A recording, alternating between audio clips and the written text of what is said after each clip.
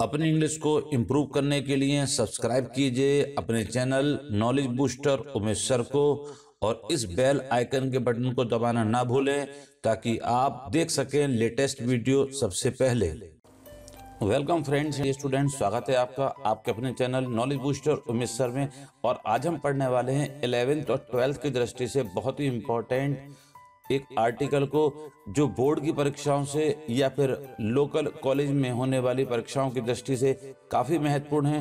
तो यदि आप बोर्ड परीक्षाओं की तैयारी कर रहे हैं या आप अपने स्कूल स्तर की किसी भी परीक्षा की तैयारी कर रहे हैं तो उसके लिए बहुत उपयोगी है। पेपर में अच्छे नंबर दिलवाने में बहुत सहायक सिद्ध होगा।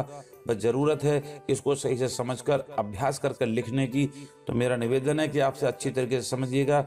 मैं बीच बीच में जो भी इम्पोर्टेंट वर्ड होंगे उनको इंग्लिश और हिंदी में बताता रहूँगा और उनको नोट भी कराता रहूँगा। चलते हैं बिना समय गंवाए अपने इस सोशल ईविल आर्टिकल को समझने के लिए। तो आज का जो हमारा टॉपिक है सोशल ईविल्स, उसका मतलब होता है सामाजिक बुराइयाँ। चलते हैं फिर आर्टिकल को समझते हैं।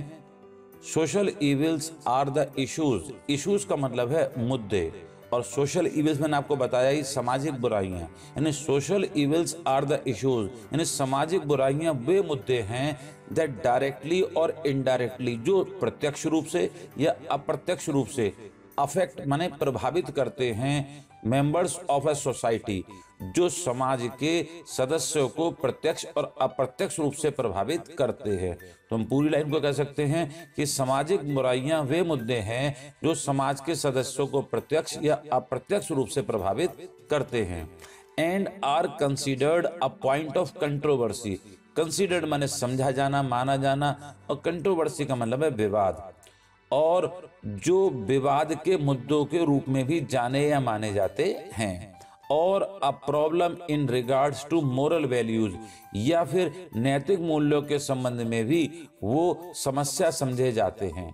अब पूरी लाइन का देखिए अर्थ क्या बनकर आता है कि सामाजिक बुराइयां वे मुद्दे हैं जो समाज के सदस्यों को प्रत्यक्ष या अप्रत्यक्ष रूप से प्रभावित करते हैं और नैतिक मूल्यों के संबंध में विवाद का विषय या समस्या भी माने जाते हैं। Common social evils include caste system, poverty, dowry system, gender inequality, illiteracy, etc.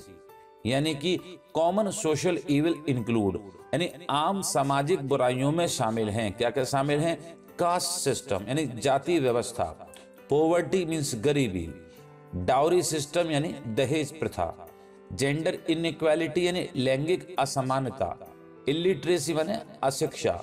यानी हम पूरी लाइन को कह सकते हैं आम सामाजिक बुराइयों में शामिल हैं जातीय व्यवस्था, गरीबी, दहेज प्रथा, लैंगिक असमानता, अशिक्षा आदि।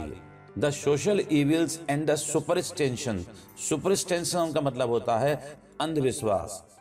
दैट डोमिनेटेड, डोमिनेट माने हावी रहना, that dominated the society over the centuries. Centuries का मतलब है शताब्दियों तक, यानी काफी लंबे समय तक। Made social reforms imperative, imperative माने अनिवार्य, फॉर द डेवलपमेंट माने विकास, of the society and the masses, masses माने जन समूह।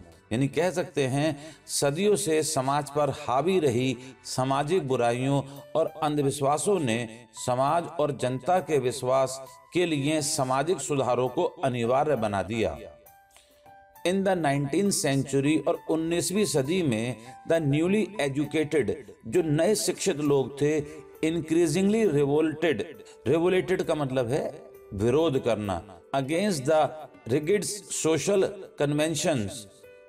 सोशल कन्वेंशन का मतलब है सामाजिक बुराइयां, सामाजिक रूढ़िवादियां, एंड आउटडेटेड कस्टम यानी पुराने रीति रिवाज।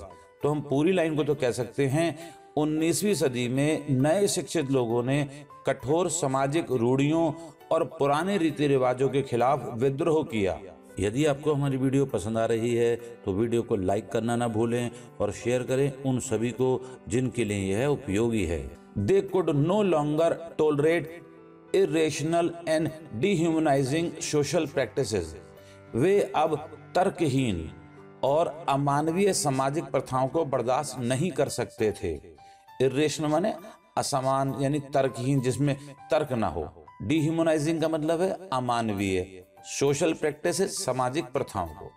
मोर ओवर इसके अलावा the backward features of Indian society यानी भारतीय समाज की जो पिछड़ी विशेषताएं हैं सच एज जैसे कि द कास्ट सिस्टम और inequality of sexes had religious sanctions in the past यानी इसके अलावा भारतीय समाज की जो पिछड़ी विशेषताएं जैसे जाति व्यवस्था या लिंगों की असमानता को अतीत में धार्मिक स्वीकृति मिली हुई थी।